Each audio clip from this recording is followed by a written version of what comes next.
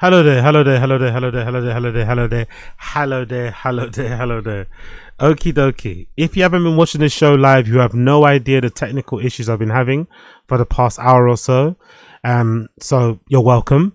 But this is the fifth time, I think. Maybe the fifth time. Let me see, actually. How many times have I started this live stream? Has it been 5 times? It feels like it's been 5 times. Let's actually check. How many times have I restarted this live stream? Oh my god. 1, 2, 3, 4, 5. This is the 5th time.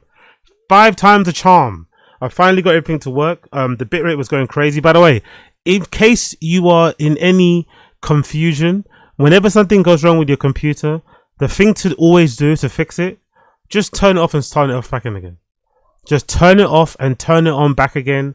Just turn it off and turn it on back again. And usually, 9 times out of 10, your problem is solved. That's what I did. I just turned off the router, turn it back on again, and suddenly my bit rate is all well as need to be. The upload speeds are really nice. I'm not choppy anymore. I don't think so. Hopefully, looking at myself in the phone, everything's going fucking irie. Who would have guessed it? Who would have guessed turning off the router, turning off the modem would essentially get me back where I need to be? Absolutely crazy scenes.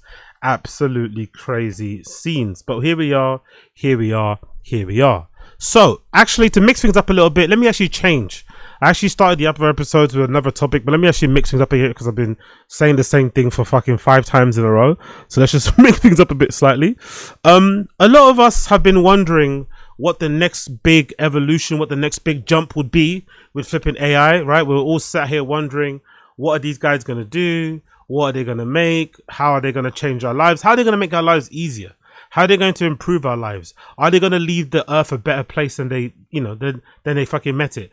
And so far, nothing. So far, all we've got is slop. So far, we've got is AI slop. And it's odd because with OpenAI specifically, I remember seeing an article that was going around that was saying OpenAI was in code red. And the code red in OpenAI basically meant that Sam Altman had decided that because Google's Gemini was really picking up steam and the latest edition of Gemini is really good and everyone's saying it's probably the #1 AI client at the moment, that everybody at OpenAI was told to kind of abandon any side projects, any cool ideas, anything really interesting, anything maybe thought-provoking, and really try and double down on something that would legitimately be the Google Gemini killer. That was what the code red was about. And I remember hearing certain things like that when I was working in startups where, maybe there's a fundraising round that's happening very quickly. Maybe the company's running out of money. Maybe they just want to compete with a competitor in the market. And they decide out on the whim, they decide literally on the day, okay, everybody, scrap all your projects, scrap all your work that you're meant to be doing day to day. We all need to focus on this one goal of getting across the line with this idea or getting closer to this fucking particular fucking, goal. And we all kind of work towards it. The problem is with that code red thing I've learned working in startup world in language, it's usually something born out of emotion in the moment. So Sam Altman probably heard about Gemini before launch, what the features are going to be, and got nervous and just decided to go on the code red thing to kind of, get his OpenAI researchers and people a kick up the arse. But usually those things don't last. A couple of days later, everybody kind of reverts back and goes back to what they're doing day to day. So it's no surprise that after that code red that was announced on social media or on the internet, I think The Verge broke the story about OpenAI going in code red and doubling down and trying to make sure they kind of, catch up with Gemini. The thing that they were trying to catch up with Gemini with is a new ChatGPT images, some new image service, which, don't get me wrong, the images do look kind of cool, but I'm just wondering, man, when are we ever going to get generative AI? When's that going to happen? When we're going to get AGI? Remember they were saying AGI was happening very, very soon? So far, the only things I've seen with OpenAI are an ability to cheat on your exams, to maybe write really horrible opening letters and to redo your CV, to maybe write some articles for your Substack and whatnot. But I've not really seen anything that is really helpful, yeah? Something that's really going to change the world. Cure cancer, all this malarkey. Those dreams are like few and far between. Now we've got new ChatGPT images. That's what we've got. New ChatGPT images, but no cure for cancer. Great to see. The article reads as follows. Today we're releasing a new version of ChatGPT images powered by our new flagship image generation model. Now, whether you're creating something from scratch or editing a photo, you get the output you're picturing. It makes precise edits while keeping details intact and generates images up to 4 times faster. Okay, cool. I guess actually, let me get my video back on here as well, by the way, so you can see me. Up to 4 times faster. Alongside, we're introducing a new images feature with ChatGPT designed to make images generation delightful, to spark inspiration, and to make creative exploration effortless. Maybe this is also tied in with the whole Disney thing. I don't know. New images model is rolling out today in ChatGPT for all users and is available in the API as ChatGPT Image 1.5. The new images experience in ChatGPT also rolling out today for most users. Let's say precise edits that preserve what works. Now, when you ask for an edit on an uploaded image, the model adheres to your intent more reliably, down to the small details, changing only what you ask for while keeping the elements like lighting, composition, people's appearance consistent across inputs and outputs. Yeah, that's a good thing. When you do edit images and you do trying to go for enhancements and edits, sometimes the more you enhance and edit it, the more the overall image will edit. It's set for the precise detail you want, so I guess that's helpful. This unlocks results that match your intent, more useful photo edits, more believable clothing and hairstyles and try-ons. Alongside synthetic stylistic filters, conceptual transformations that retain the essence of the original image. Together, these improvements mean that ChatGPT can act as a creative studio in your pocket, capable of both practical edits and expressive reimagines. Again, more slop for Twitter, basically. More slop for Twitter. Editing, the model also excels at different types of editing, including adding, subtracting, combining, blending, and transposing, so you get the changes you want without losing what makes an image special. Okay, so let's see. So this is an example they're showing here. So it says here on the prompt, combine the 2 men and a dog in a 2000s film camera style photo of them looking bored at a kids party, which is, you got 3 images there, 2 images of a guy, 1 image of a dog, and it generates an image there of 2 guys bored at a Christmas party with a dog sat in between them wearing Christmas hats and pieces of cake in front of them. I guess, man. I guess, but I'd rather see a cure for cancer. I'm not gonna lie. I'd rather see a cure for cancer than this shit. But hey, and then another prop says add chaotic kids in the background throwing things and screaming. As you can see here, it keeps most of the integrity at the front of the image, the foreground with these big characters, and adds the kids in the background. Change the manner and left and draw retro anime style. Dog to a plushy style, and keep the man on the right in the background scenery. Yep. By the way, his neck looks a bit weird, but yeah, I get it. It kind of works there. Put them in all in OpenAI sweaters that look like this. Again, really good. That works. And blah de blah blah blah. Creative transformation, creativity shines through. But the really surprising thing about this, right, this images thing, is the way that Sam Altman launched it. The way that Sam Altman launched it on his Twitter is fucking hilarious, right? He tried to I don't know what he tried to do here. There's a picture of Sam Altman made of himself in images where he's dressed up as a sexy, hot, naked fireman type of thing in a calendar, which I guess maybe is his ideal vision of himself. I'm not too sure. But just imagine you're the co-founder of OpenAI.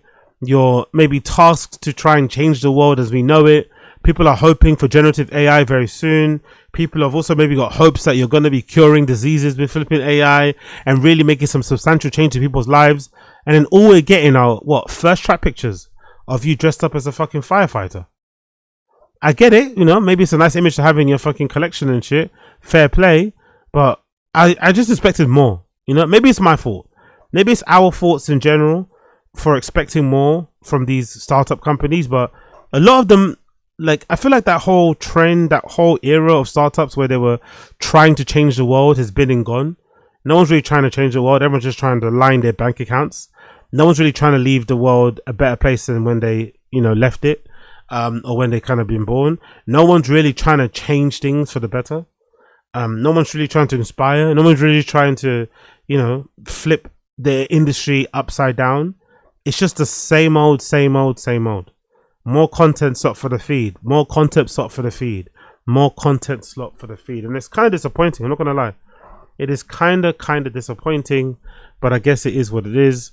And like I said before, just a couple of weeks ago, this headline courtesy of The Verge, breaking news story, OpenAI ChatGPT 5.2 code red response to Google's coming in next week. So We thought something crazy was coming with 5.2. Nothing really that crazy. We got more images, and you know, Gemini still leading the race when it comes to AI shit. Gemini still leading the race. Continuing on quickly, I also wanted to mention this article courtesy of the Daily Mail. I know the Daily Mail usually talk a lot of shit, and this article probably isn't that different, but I still thought it was kind of funny because I've always had a bit of a disdain for Chicken Shop Date. I'm not gonna lie, mostly because of the idea behind the show, where this girl, Amelia how do you say her name? Demoldenberg. Yeah, Amelia Demoldenberg. Hopefully that's how I spell it right. I said it right there. Apologies if I didn't. The presenter Amelia Demoldenberg has a show where she interviews rappers and stuff, people from the UK rap, hip hop, urban industry, whatever, at chicken shops. And the really annoying thing, or the really kind of insulting thing about it, is the fact that they're getting interviewed in chicken shops in the first place, right? Morley's, I guess, is a big chain. I guess it makes sense. But it's the idea that a girl like that would even be in a chicken shop in the first place. I don't think they would. I don't know. I've been to a lot of chicken shops around ends. I've been to a lot of chicken shops around London. I am a chicken shop. I look like a chicken shop. And I can, with great certainty, say I've never seen a girl that looks like Amelia in a chicken shop. You know, they've usually, if I do see a girl that looks like Amelia, aka a bright girl, they usually look a particular way. They don't look the way that Amelia de Moldenberg looks like. So I always found that idea really annoying. I also find the fact that she's able to get so many big stars on her show that probably wouldn't go on black-owned, black-presented platforms a little bit odd and dodgy too. That kind of leaves a bit of a bad taste in my mouth. Kind of makes you look at the artists a bit of a way, and also look at the industry a bit of a way, where some of these artists and, you know, personalities feel maybe a bit more comfortable sitting down with this lady in a chicken shop than they do sitting down with somebody that looks like them, is from the same place as them, blah blah blah blah. That's kind of annoying, and it kind of is what it is. But to be fair to her, with all the criticisms I have about the show, to be fair to her, she is a really good presenter. She's a really good presenter. She has a really good job on camera. She has a very amazing way to connect with people, even though she's clearly not from the same place as them. I feel like that's something that's very maybe unique to the UK. Maybe we don't have that a lot in the US, but I think it's very unique to the UK, where I think even if you've got someone that's kind of fairly posh, they can sometimes have a weird way to connect with people from ends, or people from like poverty and shit, without it coming across like they're pandering, without it coming across like they're being obnoxious or they're being condescending. I think it comes across from a genuine point of view. I love some of her interviews where she's sort of like, you know, mildly flirting with the Philippine guest. I thought one of her best ones was the one with Damson Idris. I thought they had a really good connection when they were on the show, and they clearly kind of bounce off each other really well. I think she does that really very well, by the way. She doesn't get enough credit for her comedy improv skills on the spot, being able to kind of bounce off celebrities and kind of make them feel comfortable, while also kind of, you know, poking them, pushing them, and trying to, you know, get something more out of them. And obviously, just the, you know, as much as I hate the idea of sitting in a chicken shop having an interview, it's a far better way of doing a show than sitting in some sterile studio somewhere, you know, on some horribly uncomfortable chairs. The backdrop of it kind of, you know, it's kind of a very London thing to do, to be sat in a chicken shop talking, yapping, doing your thing. So the only other thing you could probably do that's maybe similar is maybe doing it in front of a cage, you know, doing it outside of a chicken shop or something like that, you know. But that's not really a thing anymore. I don't really think kids hang out in football cages and outside chicken shops that they used to in the past. If anything, kids are hanging out in fucking shopping malls, pirate studios. They're skating around places. They're in the fucking Pure Gym, standing around looking at each other. So I think it's different. But still, all in all, although I'm not the biggest fan of the show, I do like her as a presenter. I think she's very talented. I think she's very good at what she does. So I think this headline for the Daily Mail is a little bit cheeky. It's a little bit cheeky, and it's kind of their attempt to kind of put light on the fact that she interviewed Getz on that show. And because Getz has been, you know, recently has been charged for the death of that young kid that he ran over in his car when he was drunk driving behind the wheel. And they're trying to basically make a link that every guy that's been on her show who's involved in the rap music of the UK is somehow a criminal or something, you know? Again, just typical Daily Mail shit. So I think this is a little bit out of order, to be fair, this article.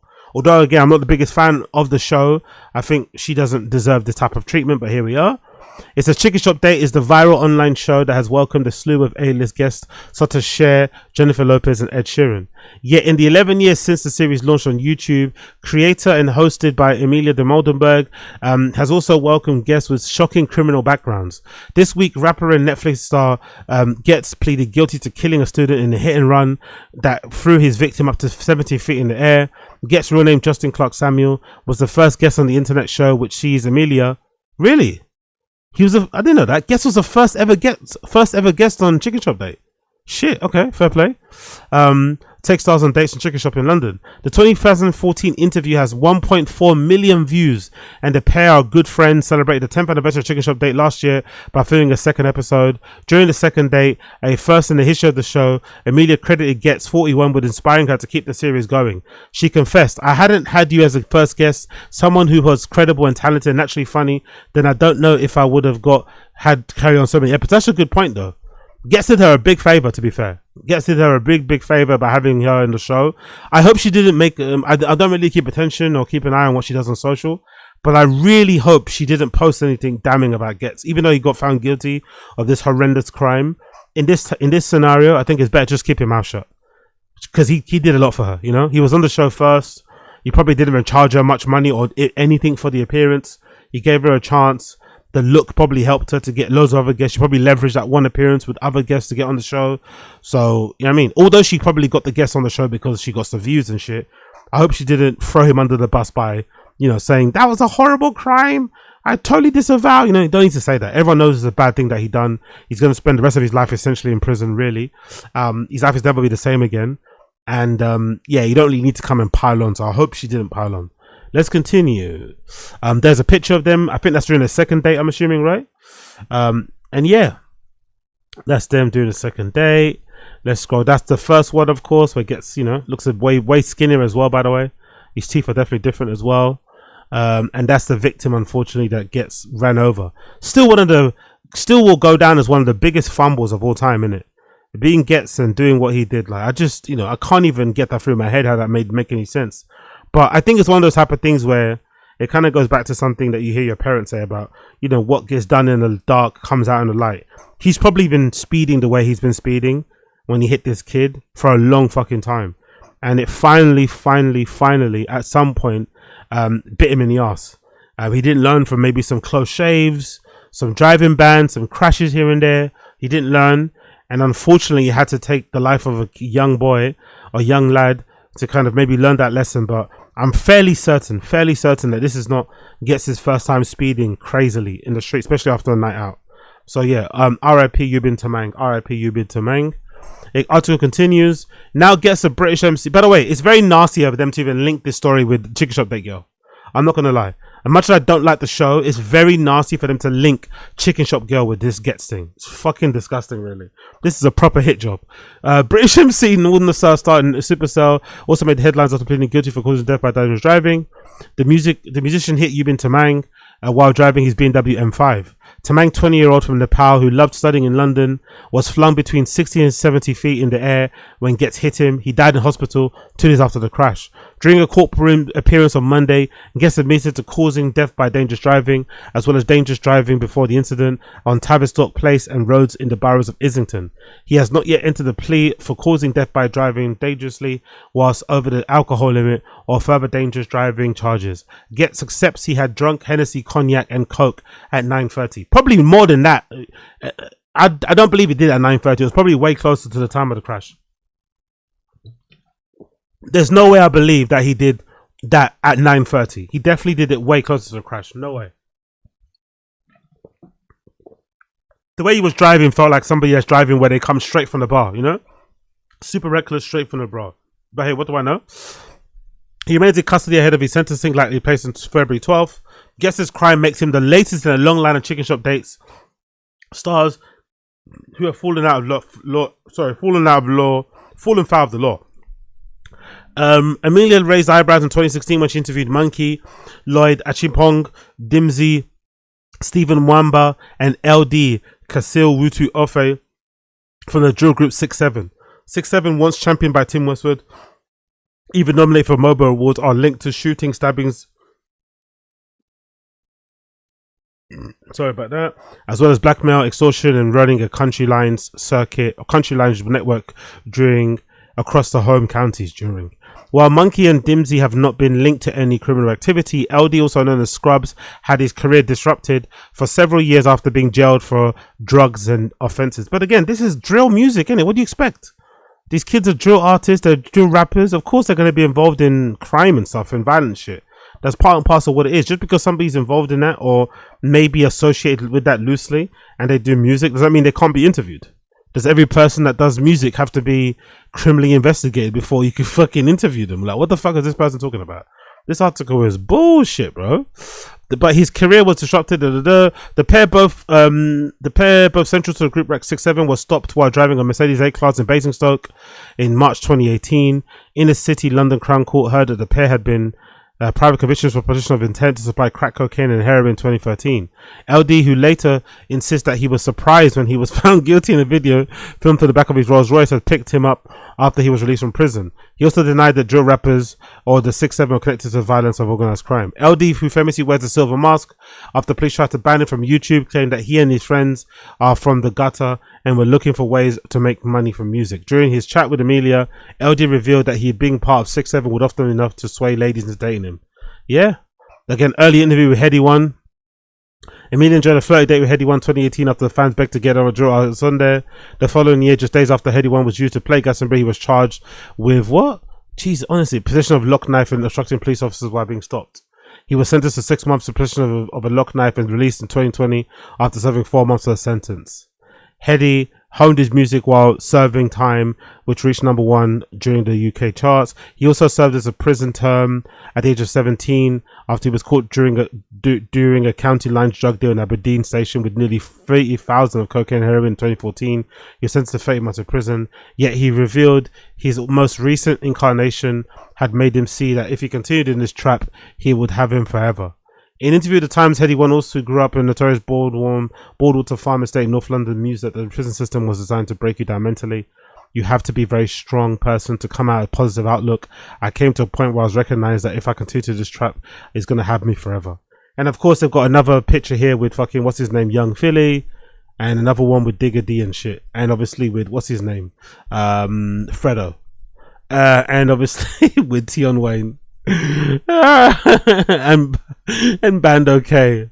This article is crazy, man. This article is fucking crazy. Really fucking crazy. Foul of the Daily Mail to do this to fucking Amelia de Moldenberg. I don't think she deserves that personally. I feel like if you're gonna criticize a show on its merits, you know, there's no need to go after her in this way. I also feel like, you know, this is also kind of in a way a little bit of a racist dog whistle, because what are these guys meant to do? If they're on their way trying to get themselves out of bad situations, trying to make it in music, interviews like this help them to legitimize their music. You know, that's the only way it's going to work. Like, you have to go through the struggle, have to maybe go through some unfortunate circumstances, maybe some quote unquote illegal things, and then eventually get to this place. You know, that's how you get to this. But you don't get to this place until you kind of get to the music, and this place doesn't exist without those artists. So they kind of they kind of go hand in hand. So it's unfortunate this Daily Mail article is trying their best to kind of break that bond. It makes no sense. It makes no sense. Continuing on to things that make no sense. Big up Variety.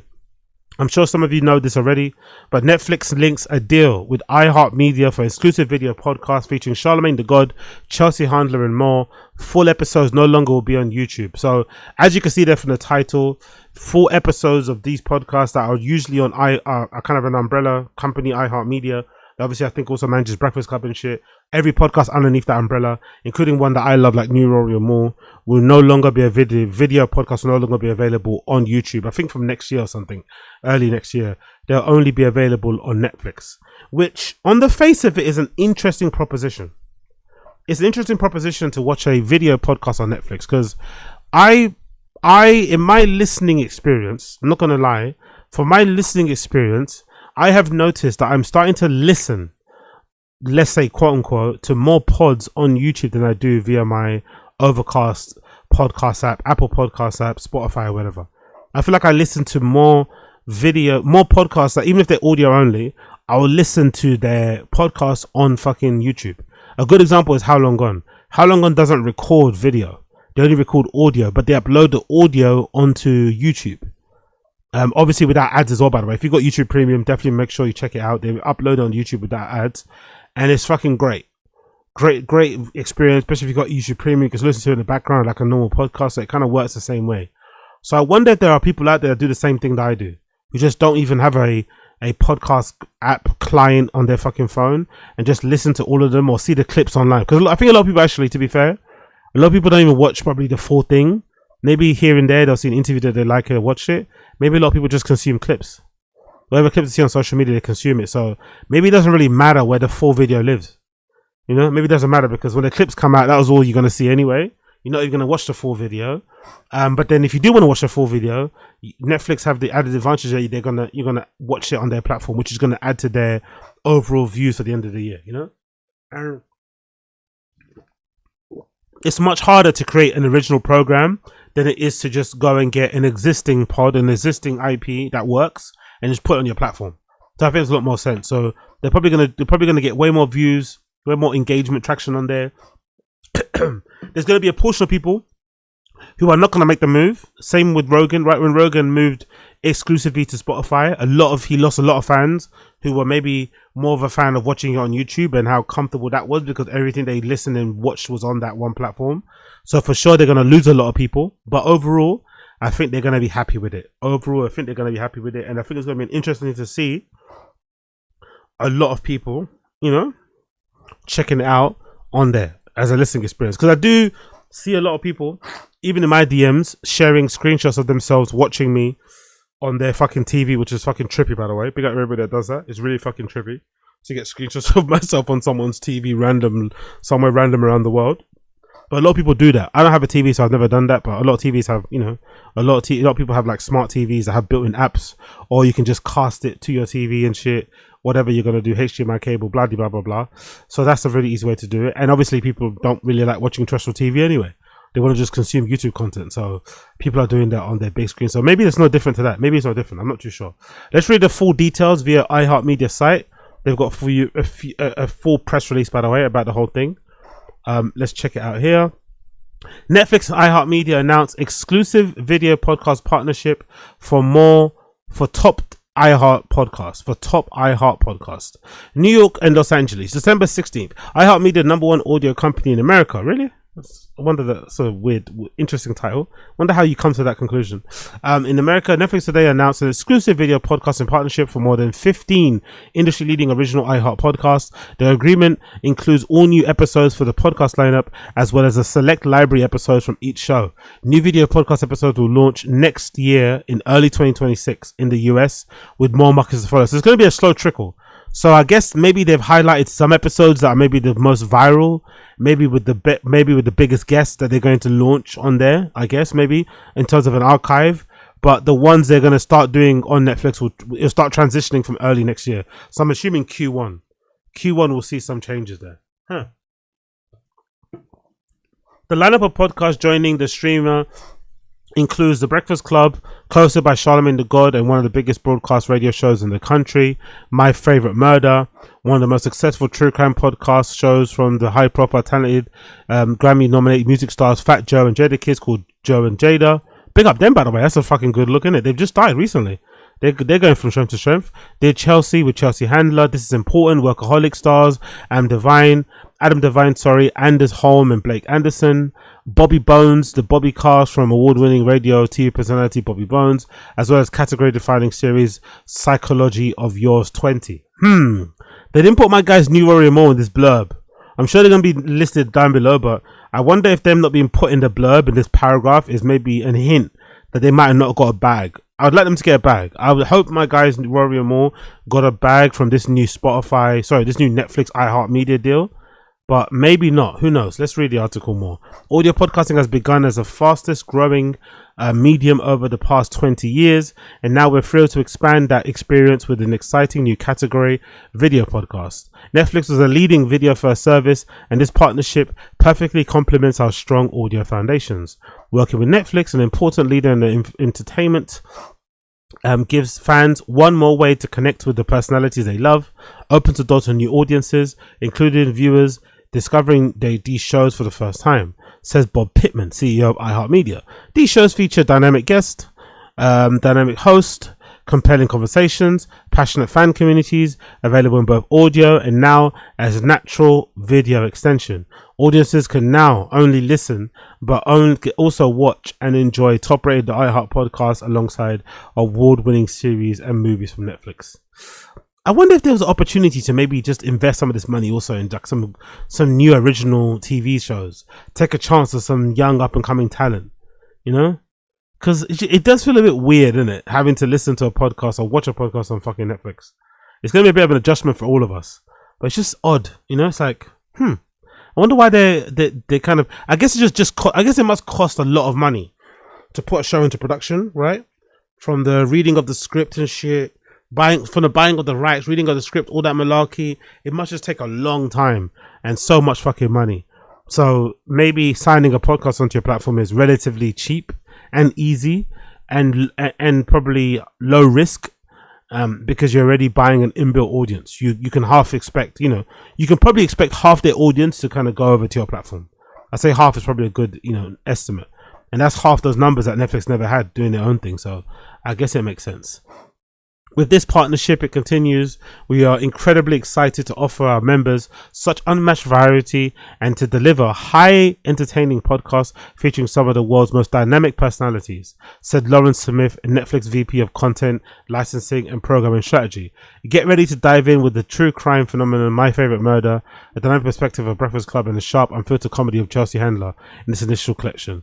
The lineup includes the following podcasts with more to come: The Breakfast Club, Bobby Bones, My Favorite Murder, Dear Chelsea, Joe Jada, This Is Important, Psychology Year of 20, Behind the Bastards, Stuff They Don't Want You to Know, Stuff You Missed in History Class, Stuff You to Blow Your Mind, Stuff, New Warrior More, Free and Out with John Medelkoff, and something called Buried Bones. So yeah, pretty decent deal. By the way, big up New Warrior More. I really hope they got a good bag from this. Maybe they didn't, because you're under an umbrella company. Wherever they move to, whoever they sign to, probably has nothing to do with you, which is a shame, really, because you'd imagine that deal doesn't get done unless they're part of the roster, So it definitely contributes something to it. I hope they got some bag from it, but I'm curious to see how the New Rory and More fans will react to finding out that the show's now going to be on Netflix video only. So there will be no more. So I guess maybe that it maybe calls an end to the fan call-ins as well. I'm not too sure, but I'm curious to see how they're gonna make that work as well. Being on Netflix, probably might be a bit more censoring too with the shows. That might be an issue. Probably be more censoring. The views will definitely dip, which won't matter to Netflix because they never publish the views anyway. But I'm curious to see how this develops going forward. I'm curious to see how this shit develops going forward. And there's some absolute other big news. On top of that, this just broke today, that Pardon My Take, one of the premier shows under the Barstool umbrella, has also announced, that they are partnering with Netflix and doing the same thing. So this is not under Iheartmedia. So it looks like Netflix they're really pushing the boat out there. They're really going fucking crazy.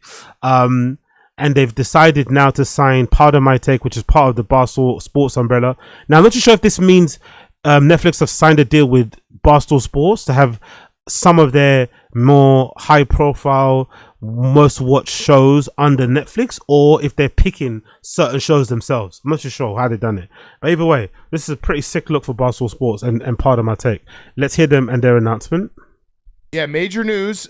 So in 2026 January, we don't have the exact date, but we have come to a deal with Netflix. So Pardon My Take, ever heard of it, is going to be on Netflix. So here's how it's going to work. The podcast video will be exclusively on Netflix. That's where everyone who watches the AWWs, the award-winning watchers, can watch it on Netflix. They can be AWLs, award-winning lookers. Yeah. If you are a listener and you're listening to this on Spotify or Apple or wherever you listen to it, literally nothing is changing. If you consume us by listening, nothing is changing. If you watch us, we are going to be on Netflix, and we're very, very excited. It's going to be it's a big deal for the podcast. Surreal. It's surreal.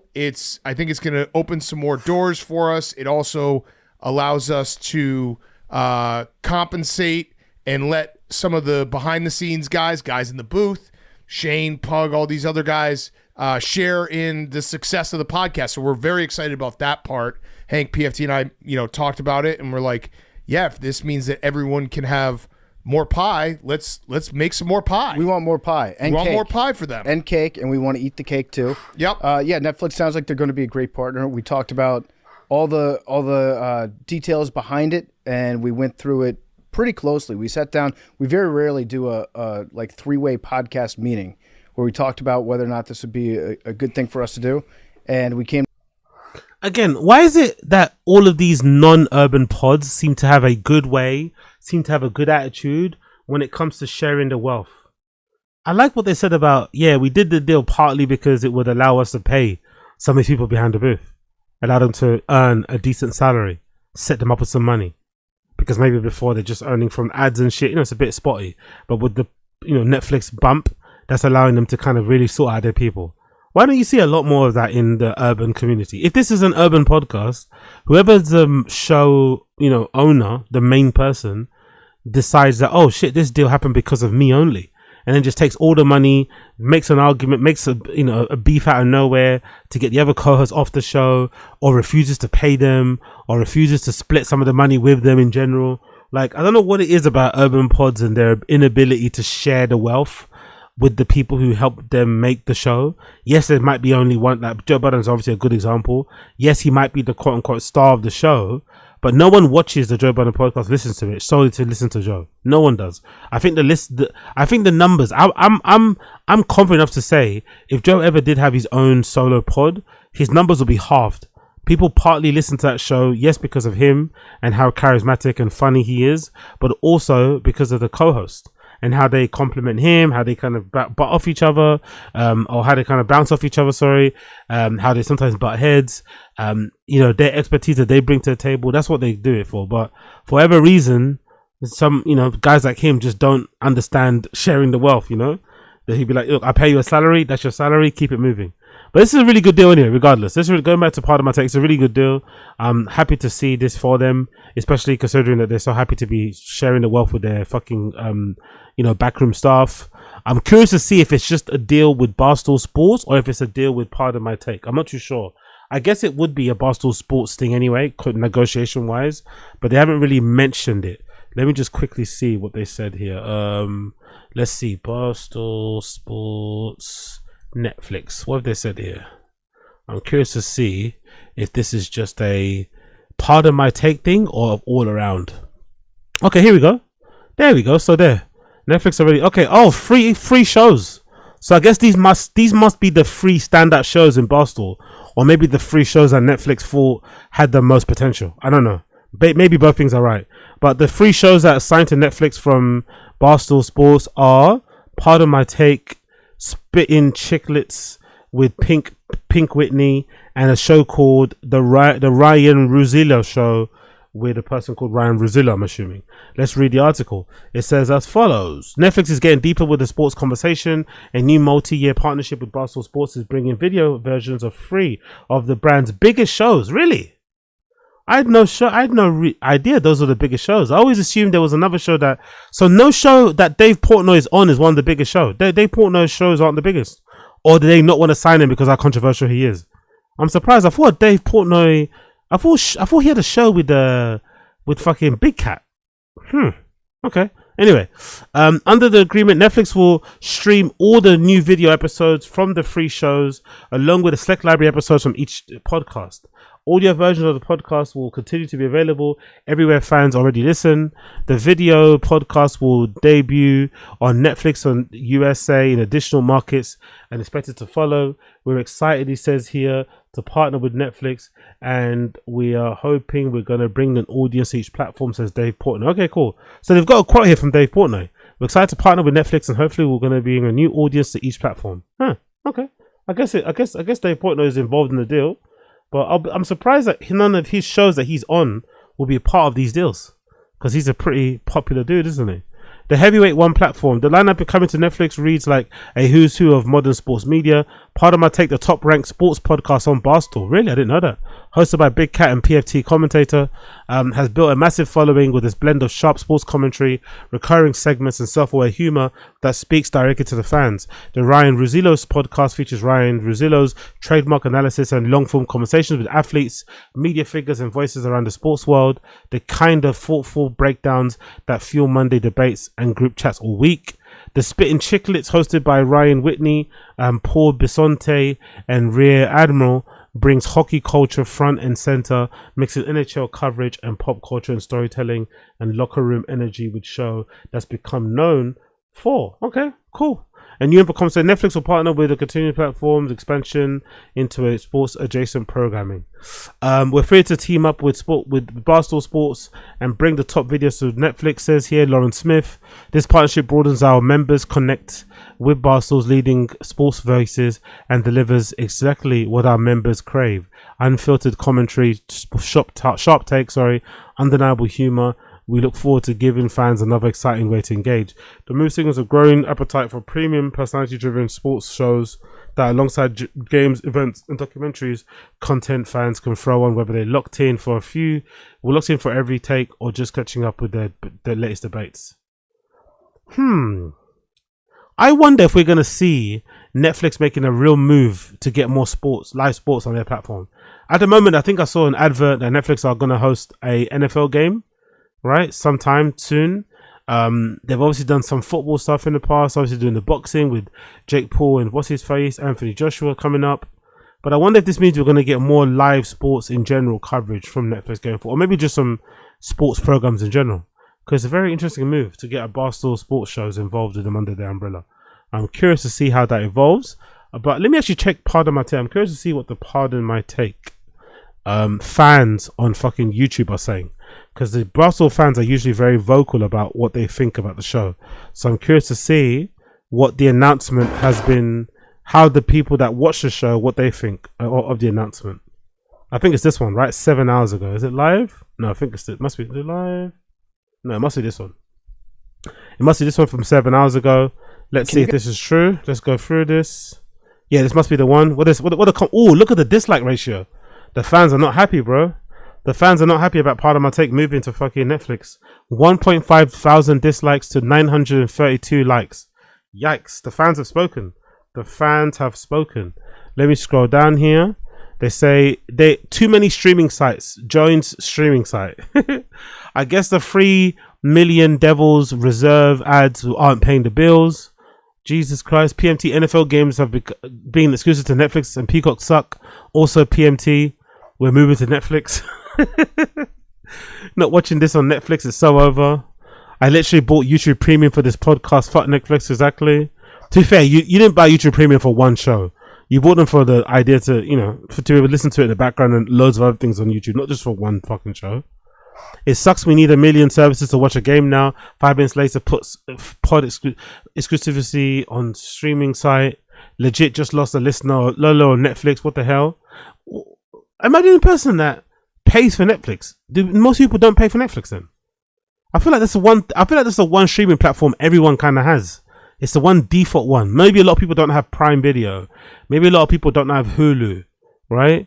Maybe a lot of people don't have, I don't know, whatever else exists out there, HBO, Disney. But I thought Netflix was the most basic NPC, fucking entry level streaming site most people will be signed up to. I'm surprised how many people are against it. Legit just lost a listener. Genuinely couldn't have ever imagined this show giving its fan base such a middle finger. What an awful idea. At least McAfee had his show for free on YouTube when he went to ESPN. Yeah, that's not going to happen though, isn't it? Netflix want all the eyes on their show. They've never done it before. I don't think Netflix have ever done a deal where they've allowed someone to put their show on fucking YouTube, It's all Netflix or nothing, really. At least McAfee, at least absolutely horrible news. Imagine what PMT would be saying about any other podcast if they decided to put their videos on Netflix. Pardon my sellout, RIP YouTube listeners. Cannot believe the Netflix move. Nothing is changing except for having to pay for something that I don't care to pay for. Ah, I see. So if you don't pay for Netflix already, you're pissed because if you want to listen to it, you're going to have to pay for Netflix.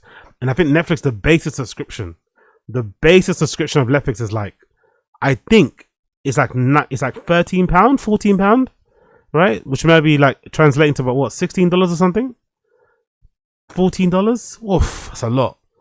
You know, if you're watching Part of My Take for free, having to pay that much money is not it. Is not it. Imagine what the Part of My sellout. I cannot believe the Netflix move. Never thought the boys would sell out like this. RIP 4 episodes on PMT on YouTube. Thank you guys for making it impossible to listen to at work now. Oh yeah, true. The work listeners. I never thought about that actually. The people that listen to this at work are going to be pissed, isn't it? That is such a good point. If you listen to it at work, you're going to be so pissed because you can't exactly watch or listen to YouTube at work. There are some psychos I know that do that have their fucking YouTube playing in the background or playing on another screen as they're working. I don't think it's a good idea personally. But yeah, if you're working, you're probably not going to be able to watch Netflix at all. But then I guess you can just listen to the audio pod if you want to, if you're that hard pressed. Dave and Big Cow are so bad at gambling, they had to sell the biggest Barstool podcast on Netflix. Truly a sad day to be an AWL. I'm sorry, but YouTube listener, I doubt I will ever listen again. Jesus. For the small price of only $216 a year, you can be a Part of My Take fan now. Okay, so what's $216 a year divided by 12? I think that'll give us the idea of what the monthly prices are in the US. Okay, it's $18 now for a subscription of Netflix. I thought it was £16. Fuck. It's nearly $20 a month for a subscription of Netflix. Some people don't even pay that much for our Patreon. Right? My Patreon's like at $5. Membership people have that $5. Most people don't even pay that much for a membership on a channel or for a Patreon. Imagine making them pay that for a Netflix so they can watch one show they like. Oof, that's cruel. For the small PMT going exclusive to Netflix is fucking heartbreaking. Turning in my AWL card today. Going to enjoy the yak before it gets sold too. Yeah, I guess the Barstool Sports fans are not too happy. But again, change is a must. Unfortunately, the bag was probably too big to turn down. They were able to put their friends on salary, which I also love. That they're thinking about their friends and their family and the people that have helped them along the way, which is fucking good, you know? Reward them with some money and shit. I like it. But some people, you know, they're a little bit all over the place with this sort of stuff. So I guess we'll see how it kind of, you know, goes on with the show. Maybe I guess we'll get an idea on the drop off or lack thereof with the clips on YouTube. I don't know. But I guess we'll have to wait and see. I guess, or maybe people might wait out. I think that's what I did with Rogan. When Rogan was on Spotify, I just waited it out. There might have been the odd episode I watched on Spotify, but for the most part, I just waited it out. We're back on YouTube. I just started watching and, you know, listening to it again. Like nothing ever happened on YouTube, you know? Simple as that, really. Didn't really do anything else. But hey, what do I know? Absolutely nothing. Talking about what do I don't know. Talking about things that I don't flipping know. I don't think I spoke about this last time, but I quickly wanted to touch upon the Hot 97 Ebro in the Morning show coming to an end, which also spelled the end of Laura Stiles, Ebro, Darden, and Paul Rosenberg's careers at Hot 97, which I was surprised by. I was surprised by their careers getting completely, you know, pulled.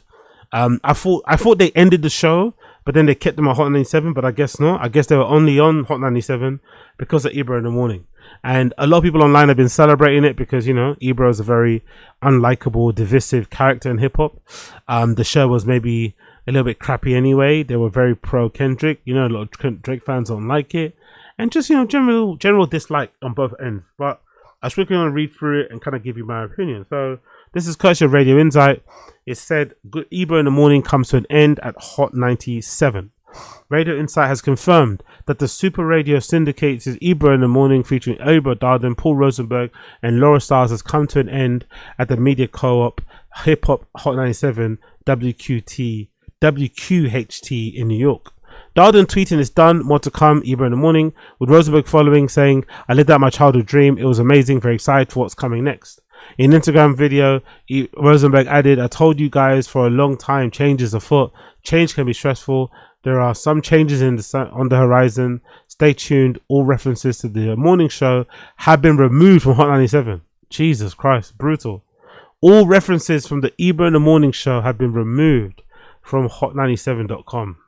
Cold World.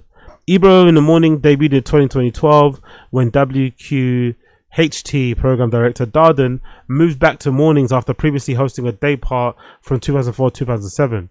He also serves as a host on Apple Music Radio. Rosenberg has been with WQHT since 2007, while also co-hosting afternoons with ESPN New York 880 WHSQ and serving as a host and announcer for the WWE. Styles joined the morning show in 2013 after previously working digital producer for the station. She also hosts SiriusXM and previously worked at 105.9 WCA Power 105. Styles shared, "We have a best time, the most beautiful listeners. We got to work with legends I love, and I'm so proud of the work we did together. I live so many dreams." Darden also pieced a video claiming that the venture capitalist Media Co. were responsible for his exit due to his leftist views and telling people to subscribe to his YouTube channel. Syndicated distributor Super Studio commented, "While the distribution of Ebro in the Morning in its current form is ending, Super Radio remains fully committed to the Ebro brand. We look forward to continue to bring Ebro's voice to the masses across new platforms." I don't know what that means. I think that must mean that maybe his voice is going to be used for other things going forward. I don't really know, but I'm curious to see, what they do in the general. So, to be honest, my thoughts are as follows. I think they had a good run. I don't think there's anything to cry about. I think they had a really good run. I think they had 20 plus years on radio, 20 plus years in a stable career, 20 plus years impacting hip hop media, impacting hip hop in general, 20 plus years of legendary interviews, crash outs, all the malarkey stories that'll go to people's graves and shit. Like, honestly, I think a lot of them were crazy, yeah, which I'm also a big fan of. I think they left their mark. And if you also consider that Ebro is very unlikable, the fact that they were able to survive for so long is kind of proof of how good the show was. Because for Ebro to be so unlikable, for the rap to be such a, whatever he is as well when it comes to wrestles and stuff, it's just funny to see how it ended in that way. But I am surprised to hear these guys, everyone's kind of said it in their own way, that they were shocked and they didn't suspect it happening. I don't buy that. I don't really buy that. Number one, because the way the guy was saying it, the video of him actually saying it, and he looks, doesn't look believable at all. Doesn't look believable. Here we go. Doesn't look believable whatsoever. But hey, he's going to lead into that gimmick already when he's only 13 or something. Freaking crazy. And then, yeah, man, whatever that is, it served. That's basically what it is. But yeah, I think a lot of these people are a bit disillusional and maybe weren't really trying to pay attention to what was going on. But I think if you would have worked for a company like this, you definitely would have seen the signs that your days were numbered. I think for the time that whatever the holding company or umbrella company was bought that previous one out and bought them, I think I would have been counting my days. I think I would have been counting my days when the whole reshuffle of Funk Fless's show and other shows went on, and everyone kind of talking about me being a bad girl and whatever else it may be. Yeah, I'm straight. I'm Gucci on that. I'm really fucking straight on all that, mess and nonsense. But yeah, overall, good job. 20 plus years. Don't cry and complain. Don't cry and complain, in my personal opinion. There was an interesting clip here courtesy of Rory from the New Rory and More podcast where he speculates on who the person will be to take over the morning show over there on Hot 97, which is a really important slot. I'm guessing they want to make sure somebody good is on the mic to do it, and they're going to get a new guest in. The other day, I think Funk Flex covered for Ebro, and then man, but obviously don't want Funk Flex on there. He's fucking terrible. He's probably lucky to even have his show, to be completely honest, but according to Rory, he's heard on a grapevine the person who it is, and it's going to blow everyone's socks off. So let's see who the person could be that'll be leading Hot 97 Radio. Big up Rory from New Rory and More podcast. I heard a rumor, because of their privacy. I will not say what it is, and I hate being this person, but I heard a rumor of who they chose for that morning slot, and it's the best move they could have ever made.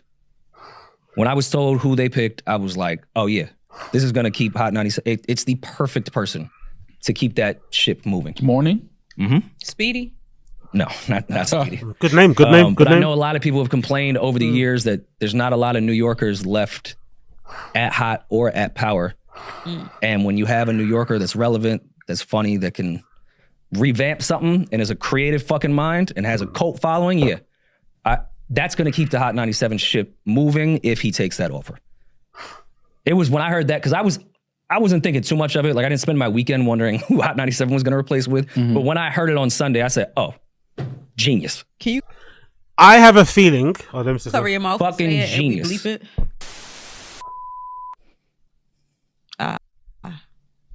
I have a feeling it's probably going to be either Deezus or Miro. Now, thinking about it, wouldn't it be amazing if they actually reconciled behind the scenes and Deezus and Miro became cool again and were able to do the show? Because imagine how good that would be. A morning show with Deezus and Miro on Hot 97. Imagine how funny and good that show would be. But I have a feeling it will either be one of Deezus or Miro, because they're both going pretty hard when it comes to content and podcasting. Miro's probably doing a lot more stuff that we can see visually, because he's got that podcast with that basketball player, I think, Carmelo Anthony, that gets a lot of views and tractions and shit. He's also been doing a lot of the podcast rounds. So that might make sense. He's also a lot more personable, I think, IRL. So that might work more. I'm not too sure. But my initial thought was that maybe Hot 97 are looking at Deezus and Miro. That might be my initial thought. I thought it was perfect. I thought it was a home run, local, innovative. Yeah. Grew up on radio, but clearly is in a completely different world. Like I thought that was, oh yeah, you guys may have a fighting chance now. Yeah. I'm interested. You just had that reaction though. That's No, it's not. It wasn't a bad reaction. I said interesting. Which is more me processing it and thinking about it. And you've had time to think about it. I haven't. So yeah. Though Speedy would be great, but I think that was just a joke. I think Speedy enjoys his life of one interview on his time, because that's what I think people don't understand. Like, yes, everyone has full-time jobs. I'm not saying a cushy radio gig. Anyway, you get the point, right? So they are suggesting that somebody very new, someone very young, well, not young, someone very fun is going to take that job, which I think is the right thing to do. I'm fed up with them, I'm not fed up, but, maybe not too much on the DJs and shit that are already on the show. If you're going to spruce it up a bit, maybe get some fresh blood in there. That can maybe change the whole outlook, perspective, idea of the show. Maybe that person can also maybe get better guests on. Maybe that person will be more guest friendly. Maybe that person will be more artist friendly. Maybe artists, when they heard this person's name, they'll be more down to go on Hot 97. Because who knows the amount of artists that probably turned down Hot 97 because of Ebro's very combative nature and shit, and just unlikable demeanor. That might be a reason. I'm not too sure, but I'm curious to see how it plays out. I'm really curious to see how it plays out Hot 97. Personally, I've never really listened to it as a radio show. I don't have a radio. I don't drive, so I don't really have a reason to listen to it. But I'm assuming the morning shows are probably popular, isn't it? People going on their commute, because they start them from probably 4, 5 o'clock in the morning all the way until maybe 4 p.m. or something close like that. So it's probably a really good show to be a part of, because you get to kind of guide people throughout their entirety of the day. Programming wise, can be a little bit interesting too, to play that sort of time type of music, maybe more pop, maybe more commercial, maybe more upbeat.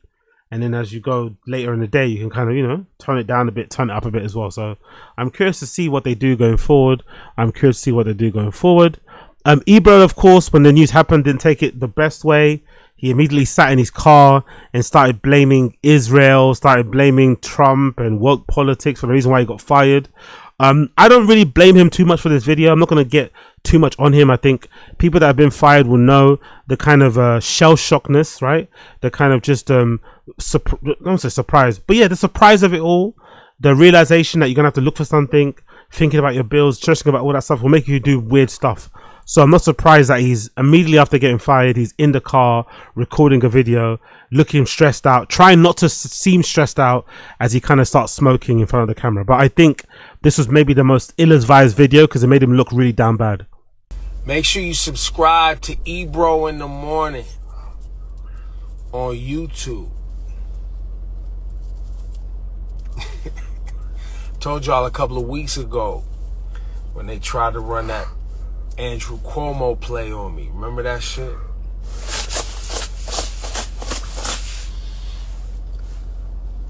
And then they tried, when the Trumpster got in office. Listen, man, I don't capitulate well, bro. Been doing this too long. I think therein lies the problem. You probably should capitulate working in a corporate job like that. It's probably, I'd assume, that job is kind of about you because you need to kind of be a big personality to kind of bring the viewers on board to get them to tune in general. But you also have to be comfortable to play the background role and sort of like, you know, sink back into the background, be the host, be the presenter, and let the show shine and make it less about you, you know? So I think his desire to kind of put his foot down and talk about his politics and his worldview, maybe ruffle some feathers behind the scenes, who knows? But to kind of still stand on that and to say that that's the reason why you got fired, I don't think so. I think most likely, they got fired because the numbers just weren't doing well. Just as cutthroat as that. Or maybe worse, they got fired because the station just wanted new blood. That is also hard to take. But again, they had a 20-year run, man. You can't really complain too much. I think working 20 years at one job is nearly unheard of. To do it in radio entertainment, that's a big fucking achievement. So I think you should be proud of that, you know? If you look around all the major media outlets, look at all the major media outlets, man. All of them. Look at all of them. They all got to fold up because they all trying to renew their deals, their licenses. They all, well, in this particular situation, we'll get into more specifics another time. Bro's a casino owner. You know those 3 licenses that they got here in New York City for the casinos? The guy that owns the shit owns one of the casinos licenses. He got to raise $500,000, bro. $500 million, excuse me. They need my shit talking anti-Netanyahu, anti-government, progressive shit out the way, bro. They need me out the way. I don't know. Do they even need you in the first place? You know, you got to question that. Do they need somebody with such overt, loud political opinions on a breakfast show, on a mainly music program, music platform? That, you know, is that really necessary? Maybe those sort of opinions, that sort of worldview might be necessary if you go on a talk radio platform. But do you really want to hear that? I don't know. I don't drive, you know, whatever. But I don't think the first thing I want to listen to when I'm on my morning commute in my car is somebody talking about their world politics. I probably wouldn't even put on the politics channel anyway, or station. I'm probably going to put some music on. So, or if I'm going to put, if you're going to talk, at least you're going to talk about some fun shit, some random shit you saw online and stuff, some fun competition call-ins. But I don't want to be, you know, I don't want to be fucking Israel bad at 7 a.m. I get it, Israel bad, but not at 7 a.m. Do you know what I mean? Give me a break, man. They trying to get to these bags that these VCs got, raise some capital. They don't really care, like, especially for like a Hot 97 and a WBLS. They don't give a fuck about hip hop or black music or black community. They don't give a fuck about none of that. They give a fuck about access. By the way, the joint in the mouth looks crazy. I don't think I've ever seen, not gonna lie, in all of my life of consuming content from Hot 97, I didn't listen. I stopped watching the YouTube videos a long time ago because I think he just got on my nerves too much, and Paul Rosenberg too. They kind of just got me on nerves. So I just stopped watching it. But of all the content I've consumed from these guys over the years, I don't think I remember a single time that I saw Ebro lighting up a blunt. I don't remember a single time. So he's definitely going through it. Yeah. He obviously clearly he smokes, but I don't remember him doing it on camera. You know, he kind of made an effort, I think, to keep that kind of side of his life off of camera. Maybe he does it on Instagram. I'm not too sure.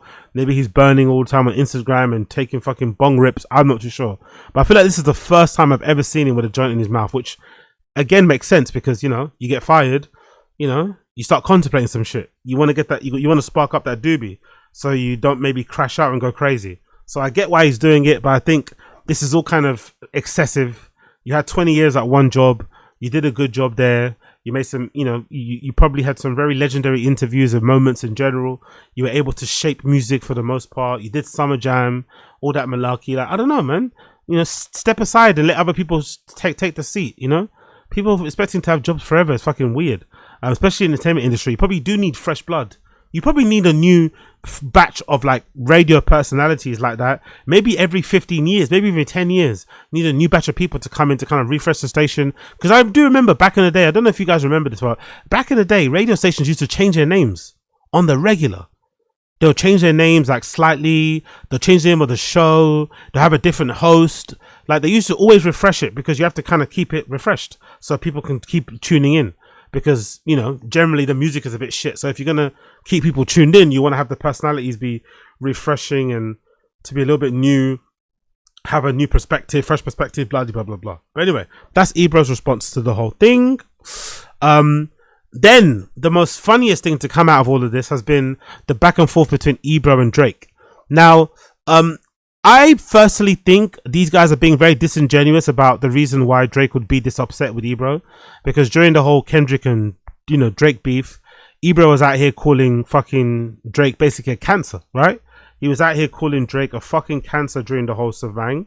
So I'm kind of surprised that Ebro was surprised that Drake would have this type of vim for him in the DMs. So after the news broke, Ebro or Drake decided to get in fucking Ebro's DMs and call him some names. And they spoke about it, right, on the new episode. They spoke about it on the new episode. And I think it's fucking hilarious because, yeah, he was, it sounded like in the DMs that Drake was not too pleased with Ebro. It's definitely up, you know? It's definitely up for Ebro. Anytime fucking Drake is around. I don't think Drake is much of a fan of Ebro. It doesn't seem like he's much of a fan of him. So let me play the clip for you here what they talk about. So 3:30 a.m. Saturday into Sunday, Drake DMs Ebro. Die slower, pussy. We got some shit for you. Ebro replies, relax. You're salty about losing to Kendrick. You're not mad at me. Love, bro. No, it's a good response. Honestly, I think it's great. That's a really good response. He's not mad at me. Why would you be mad at me? Mad at me for what? No, he's definitely mad at you. Yeah. He's definitely mad at you, and he's been mad at you. Why? He's 100% mad at you. Yes. Why would he send that? Mad at me for what? Honestly, What did I do? And you surpassed it's me. Literally, it's the most loose DM he's ever sent you. That's crazy. No, that's. And by the way, if I were you, I would do what Drake would do. Sue. Feels like a threat. Oh shit. Feels like a threat. Yo, die. It feels like a threat. He said die, and then we got some shit for you. I'm going to court like you, Drizzy.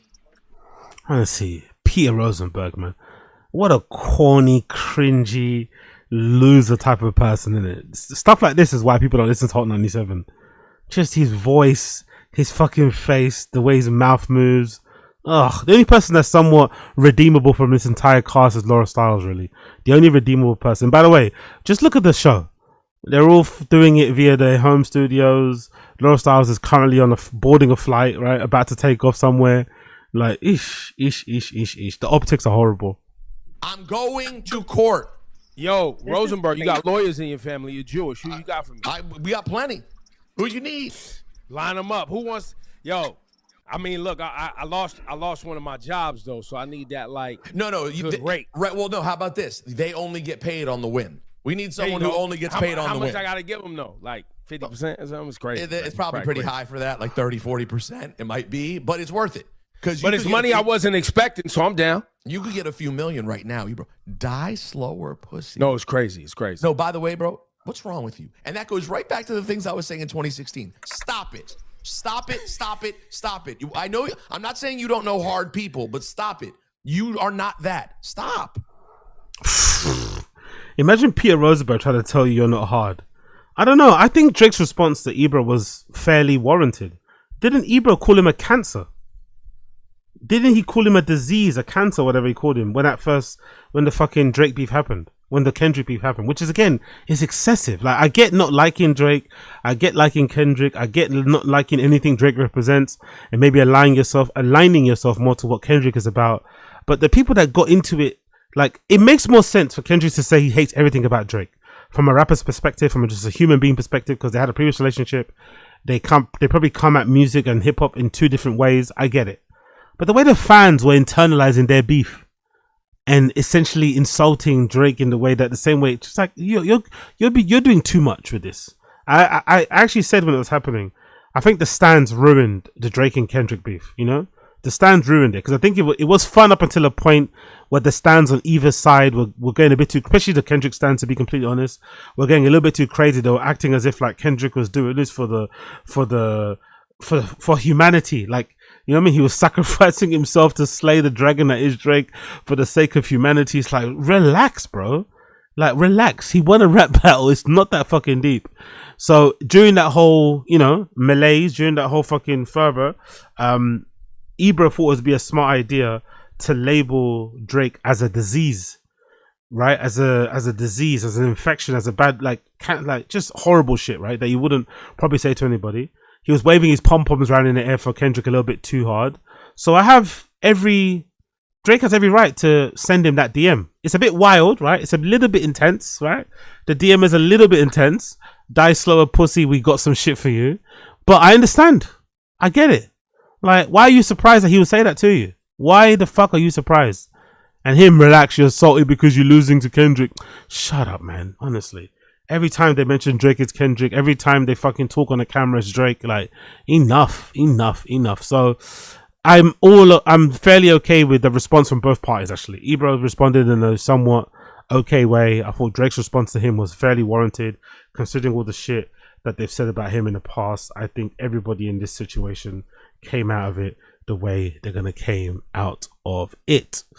And then let's move on. So let's actually talk a little bit about Denim Tears. Denim Tears. So I said recently that I have noticed when I go through the Denim Tears Instagram account, I'm sure some of you will notice too, if you open up any of their posts, especially the recent posts, go into the comments, you'll notice a bunch of people in the comments saying that they haven't received their items.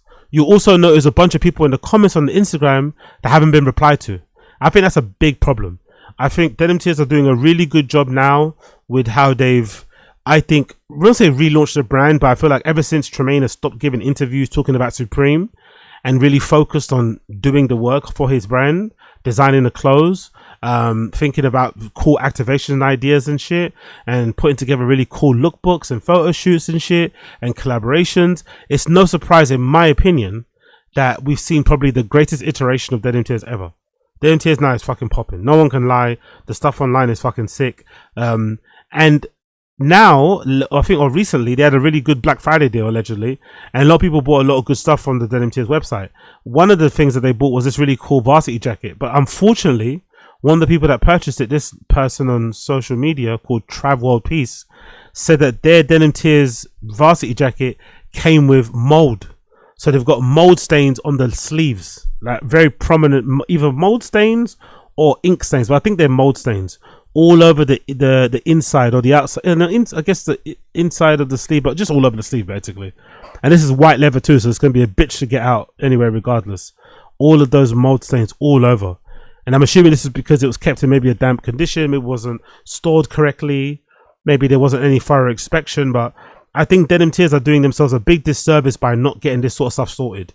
They need to get a handle on their operations, I guess you're going to call it, behind the scenes. They need to get a handle on their shipping stuff. And I also just want to see, there's not a lot of streetwear brands that do this, but I want to see a streetwear brand where on the Instagram, the comments have been replied to. I think that sort of stuff is like, it's kind of overlooked, but it does go a long way for me to kind of, it does maybe inform my buying decision.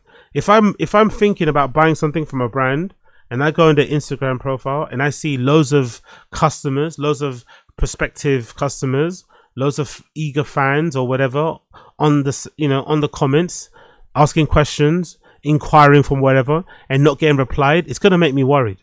I know from a, CS customer service point of view, it is probably kind of annoying when you're dealing with a customer, internally on your whatever customer service platform you're doing it with, and then they go and try and get more out of you via social media. Maybe they don't feel like they're getting the response they want, and they kind of send another message through social, but they don't know it's coming straight back to you anyway, right? Because you've kind of been assigned their ticket. I get that can be annoying, but I think much like what Domino's do, or a lot of kind of companies do, you see Domino's, if somebody has an issue with a Domino's pizza order, they'll just reply back and say, send via DM, reply to us in DM basically, right? And they'll obviously, if you're an outside viewer, kind of, watching that whole thing go on, you can see that a rep from Domino's has seen what that person's posted on social media and has informed them, hey, if you contact us via DMs, we can help.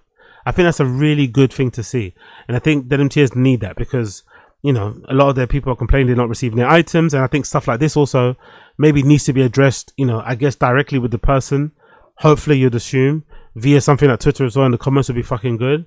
To give people assurances that when they're buying the stuff that they're buying, that, you know, the people that are giving it to them are giving a shit about them as a customer and shit. I think that's really important. So I'm hopefully that's going to happen. This person says never buying anything for Denim Tears again. Man, like, what the fuck is this? They really packaged this up with all of this ink spots. That's a good point, by the way.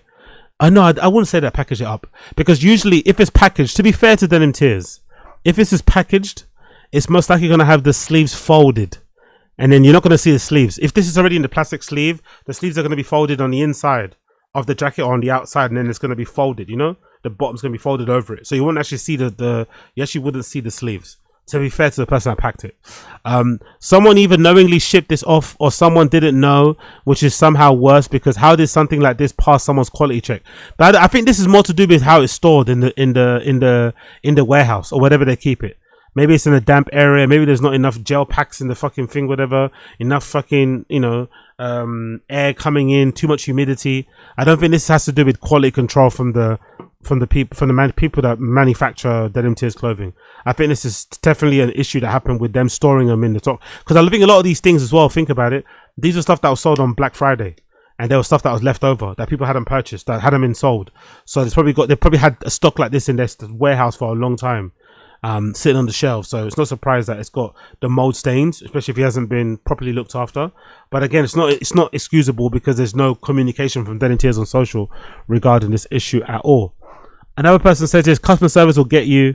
They just sent me $50 for a delayed fulfillment. Didn't even have to ask. They haven't. I sent a few emails. Haven't heard anything back. This is mold. Looks like ink spots. Oh, they think it's ink spots, not mold. Wow, that might be worse. They think it might be ink spots. I don't know. That looks like mold to me. I don't think it's ink spots. How would ink spots get on there like that? That looks like more like mold. But could be, I don't know. Doesn't look. That person might be right. It might actually be ink spots. That might actually be worse. Those the tears is hilarious.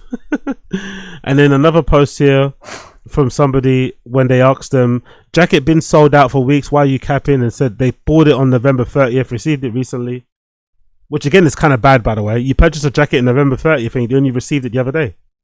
Jesus Christ, the shipping on them tears is kind of crazy, but I don't blame them, because look at the price. The Peace Reef varsity jacket was once $598. They sold it for $150. Yeah, so I don't blame him for trying to buy it, because the price was too good to turn down. Don't mind him, he's from STL, though slow. Okay, cool. Yeah.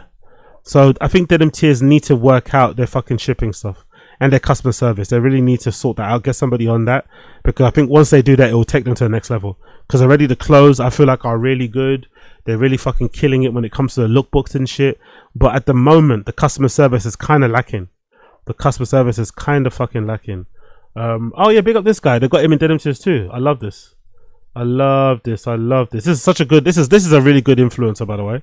This is a really good way to connect with somebody. I think this kid's doing a lot of good stuff. He's gone viral for being really into books. What's his name? Chris Kinda Reads. Big up Chris Kinda Reads. Everyone needs to read. If you don't trust any of my recommendations, trust this one. I'm talking about Kindred by Octavia E. Butler and the Burning series by Evan Winter. Let's talk about it. Let's talk about Kindred first. This book has solidified itself as one of my favorites of all time. And it also solidified Octavia E. Butler as like a top 3 author of all time. I heard the hype. People were telling me it's a 5-star. And I believe it, because I think it's a 5-star too. It's about the main character, Dana. On her birthday, she gets sent back 100 years in the past during slavery to save her ancestor that keeps almost dying. I know it sounds crazy, but it'll make more sense later. She can go back to the present, but whenever she goes back to the past, it gets more dangerous each time. And it makes it impossible to put down, because you're like, what's going to happen next? Like, what's going on? I started and finished this yesterday. Just wanted to read a few pages. And from chapter 1, I was hooked. I should have been read it. And now I got to read more of her works ASAP. The Rage of Dragons. Also one of my favorites of all time. Top 5, top 3. It's this crazy African war story about revenge, and hence the name of the book. Straight rage throughout the whole book. It's about the main character, Tal. He's not a violent guy at all. He's a lover, not a fighter, you know? But things changed. Tragedy came to his family, and you know, people died. Things happened. So he goes on this crazy revenge story. It's the most fast-paced book I've ever read. It was impossible to put down. I also finished it in a day and knocked it out.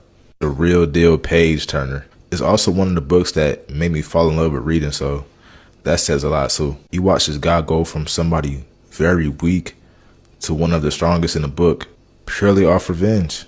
Yeah, I think I've heard a lot of people from my fantasy book talk or fantasy YouTube influencers recommend Ian Winter books, Evan Winter. A lot of people have recommended his stuff as well, so I might have to check this out. The Rage of the Dragon sounds good. These crazy training arcs. Sometimes he's pretty insufferable, but it's okay because it's understandable. Another 5-star book. Crazy story. Here's 2 books that Yeah, big up Chris Kinda Reads. It's a really good link up there. And again, loads of cool shit like I mentioned beforehand.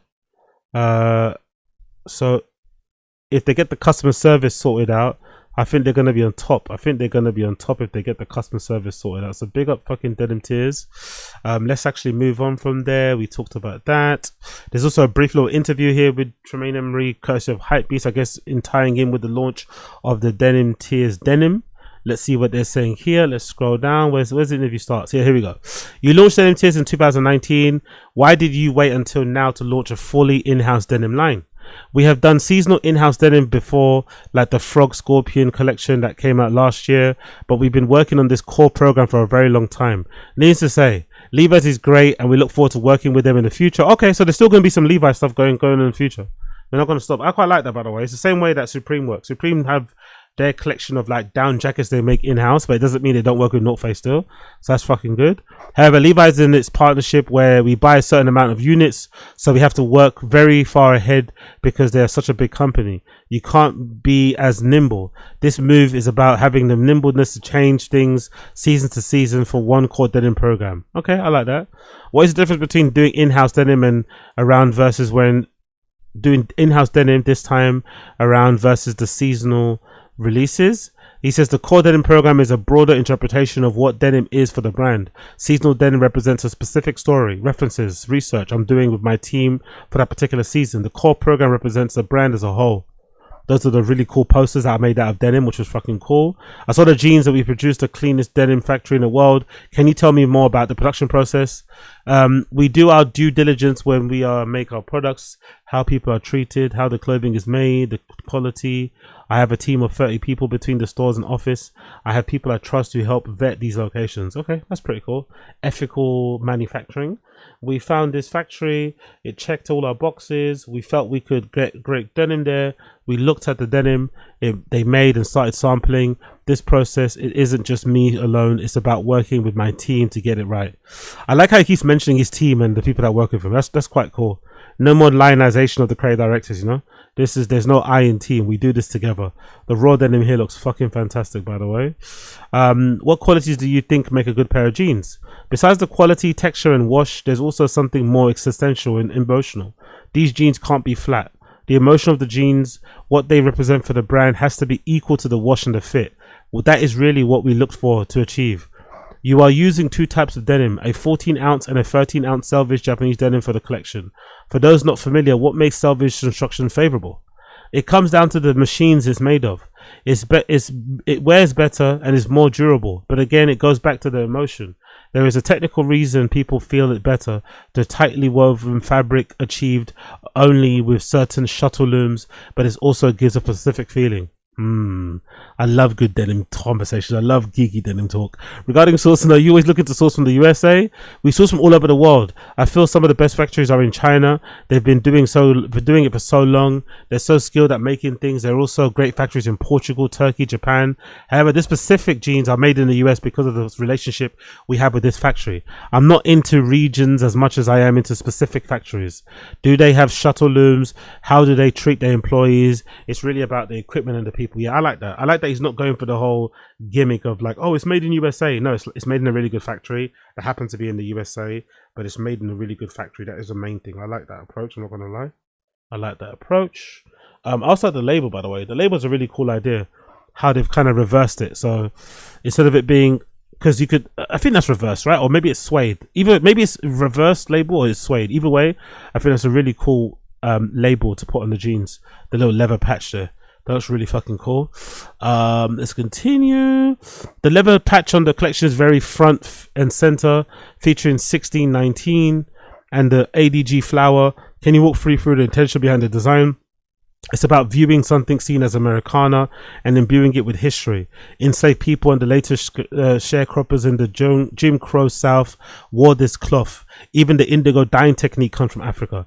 In the second Levi's collection, based on the movies Daughters of the Dust, we highlighted the Gulagishi people whose hands were permanently dyed blue from working the indigo.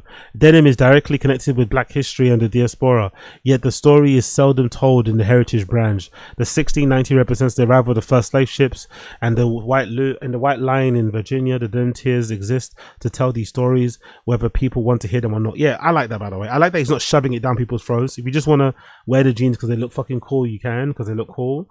Or if you want to, you know, dig in, be a bit more nerdy, look at all the details and do your Googles, you can, and all the references and there for you to kind of take, which I really like. Big up him. If this was a cotton reef, do you have a favorite denim? What she says, yep, it has to be. If it has a cotton reef, I think raw denim looks like the most beautiful. For non-reef denim, my favorite is a dark wash. That was my preference of today. I think if I had a pair, I'm not gonna lie, if I wore a pair, I think I'd want to get these. I think I want to get the raw denim pair. I think I'd want to wear those for like a year straight, like I did previous raw denim, and see what happens, you know? Wear these for a year straight with every fucking outfit. It's a bit of a commitment, by the way. You have to commit to wearing these type of jeans with like loafers, with sneakers, and everything you wear, and then see how they kind of wear and how they tear, how they dye over time, and then, you know, at the end of the year, get the results from there. I think that would be a really cool thing to see. But big up Denim Tears with that one. Bloody blah. We continue. There's the other wash. That's a really good wash as well.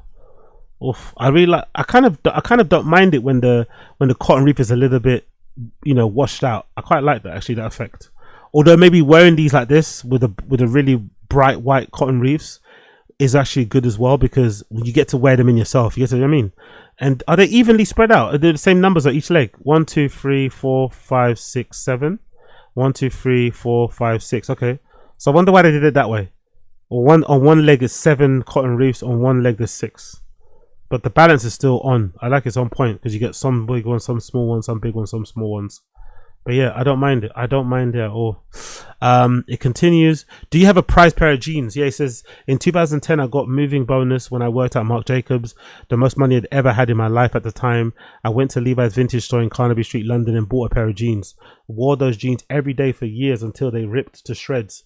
The name Denim Tears actually comes from those jeans. Yeah, I remember that whole story. Originating from an inside joke. The original fit for the jeans we make for the brand today is based on that specific pair. I still have them, even though I can't fit into a size 36 anymore. Finally, what are you looking forward to in 2026? Sorry. There will definitely be a more denim, both seasonal and core. But what I'm really looking forward to is opening a store in Tokyo. Whoa, that is so sick. They're going to open their first overseas store in Tokyo. That makes a lot of sense, though. They get it over there. They fucking get it over there, to be fair. When it comes to streetwear, they fucking get it. That is so cool. And they obviously get black culture too. Very respectful, very, you know, they kind of honor it. Or just any outside culture, to be honest, as well, but black culture especially when it comes to streetwear and hip-hop and music and shit. So yeah, that's going to be fucking cool. That's a really good idea, which is targeting for the Bring It On Spring. Beyond that, I'm looking forward to continuing to work on my amazing team. People are often obsessed with creative directors, but we are nothing without the people we work with, whether it's Bryce, Kenji, Monique, Angel. The brand is just as much as a testament to them as to me. I like that, by the way. Prince may have played every instrument in recording, but when he went on tour, he still needed a revolution. Okay, I like that. I really do like that, to be fair. He got an opportunity to kind of suck himself off in this interview, but instead of sucking himself off, he decided to share the love with his team. You can't hate on that. Again, we're seeing a different. This is the trimming that I kind of known. I'm kind of familiar with. That one that got fired by fucking Supreme and was, oh no, that left Supreme. Let's just not get fired. I think he's one that left, and was going crazy about the firing and, you know, all the fucking allegations of them being racist. That wasn't the one I knew. This is the terrain that I'm familiar with. So I'm really happy to hear him sounding like this. He sounds like in a much better place. Maybe it's because he's not as sick anymore. I'm not too sure. Maybe he's kind of past his health complications. That might help. But it does look like he's in a far better place. And this denim stuff they've got is really fucking good. So big up Denim Tears, big up Tremaine, big up Denim Tears, big up Tremaine. All right, cool. Let's move. on. Talking about Supreme, let's talk a little bit about Supreme. Supreme has decided to release their winter tees. Winter tees for Supreme coming out this Thursday on the 18th, if you're that way inclined. Is this the first time they put out baby tees? I think this might be the first time they put out baby tees, you know? Is that a baby tee box logo? I'm not sure if that's actually coming out, but that's fucking cute. If so, I don't know if that's that guy's baby actually, but that's really fucking cute. You got another tee here featuring a teddy bear with a heart that says, "Remember that you are dust and to dust you shall return." Very sinister quote, but a very cute picture. I like that juxtaposition or that contrast. I'm not gonna lie, I like that really soft, bubbly teddy image with that very sinister, very dark, very nihilistic, black pilled kind of goth kind of quote. I'm not mad at that at all in the slightest. Oh, that's that's the girl, right? That's allegedly James Jebbier's daughter, which is kind of cool, by the way. Imagine that. James Jebbier's daughter modeling another Supreme she there. Interesting enough, I think that's an opium chain, isn't it? I think that's a chain that Carti gave to fucking NBA Youngboy, the upside down cross. Not sure if she's got immensely cool in it. Immensely cool young person. Opium chain, and I think that's the Aphex Twin logo tattoo on the inside of the middle finger there. Very, very, very cool. Which I guess is no surprise, really, isn't it? Imagine you're the daughter of fucking James Jebbier. That must be fucking cool, isn't it? Growing up like that. Growing up and realizing your dad is the co-founder of one of the most important, legendary streetwear brands of all time, and you just get as much Supreme as you want. Get to model for the fucking brand from time to time. Baller. But great tee, by the way. Maybe the upside down cross is linked to that. It's a Jason Deal artwork tee thing. I've actually got a t-shirt. Original t-shirt of Jason Deal, like that in neon green. I've got some zines of his as well. I've got old Vice magazine with his stuff. I'm a big fan of fucking Jason Deal. R.I.P. Jason Deal, long live say so. We've got another t-shirt here featuring some elves and Santa. You've got I love that, actually, that graffiti style kind of t-shirt, very Y2K inspired. I'm not mad at that. With Supreme on the back as well. That's a really cool graphic, actually. That's a really fucking cool graphic. I ain't mad at that in the slightest. You've got another tee here. It looks like an illustration of like Halsey. Not gonna lie, not too big on that. Not too big on the anime. It looks like it's a tub, a little bottle full of fucking pills and shit. I don't really like that one. Oh, that's a really cool graphic, isn't it? Supreme X. That's an amazing graphic there. Very simple, very clean, but on point. Supreme, and then at the bottom of the R is X. So I'm not sure if that means Supreme RX or if that means Supreme X. Either way, that looks fucking great. Very kind of hardcore inspired. Very kind of what's it called when those guys are not into fucking drinking and shit. It kind of reminds me of that whole scene. Or those guys that don't do drinking and drugs and put the X on their hand. Not too sure if that's what it comes from. There's another one too in camo, the White Sox logo.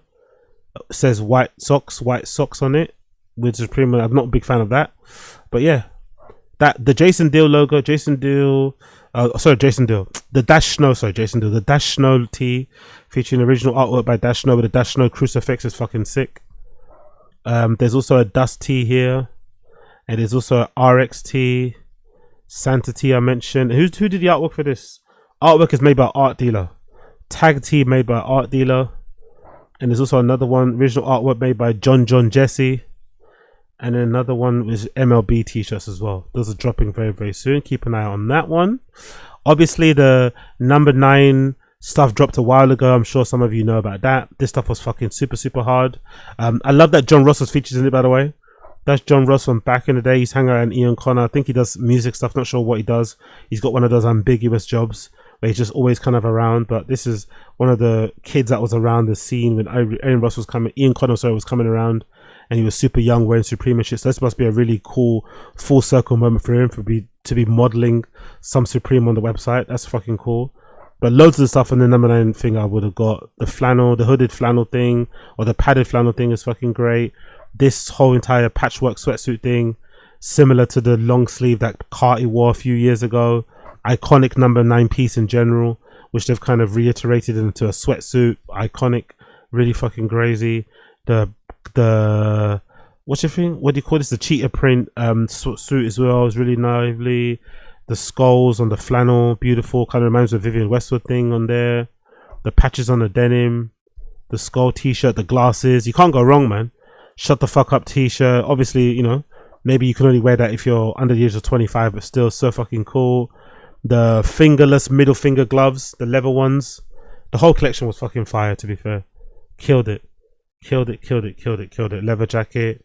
What's that? The faux shirling hooded jacket as well there. Really nice. As is this hooded flannel shirt. And the jeans, number 9 jeans with Supreme. You can't go wrong with that as well. And then the patchwork zip up. Oh, it's not a pullover, it's a zip up actually. Okay, cool.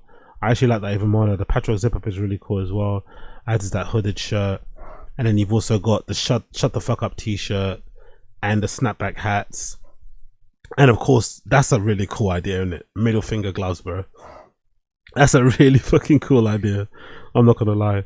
So the rest of the fingers, except for the thumb, are fingerless, and then you've got the fingers on the thumb and on the middle finger.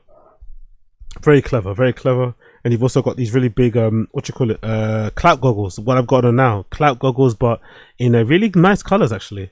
And the belt is beautiful. The studded belt is beautiful. That's like crystals, isn't it? I wonder if this stuff is still available. Is that stuff still available? I bet it's not, right? I bet that new stuff is still not actually available. Let me actually check. Let's go shop. Let's go view all, right? Let's see if any of that stuff is available. Leather jacket sold out. Flannel sold out. Of course. What did I say I wanted? The gloves are obviously sold out. The belt is still in stock though. That's nice. The belt and the glasses are still in stock. It seems like the belt is in stock. Oh, only in a small, unfortunately. Oh, no other sizes. That's a bitch. How about the glasses? Are the glasses available? Yeah, the glasses available for how much? $248 for these clout goggle number 9 glasses. They're fucking gorgeous. I'm not gonna lie. They are fucking gorgeous.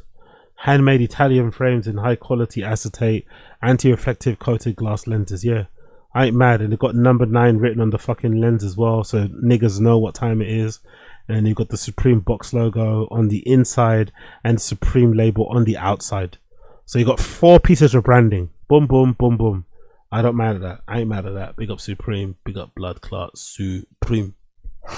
Talking about big ups, let's talk about Hidden. Big up Hidden. Big up Hidden.Ny.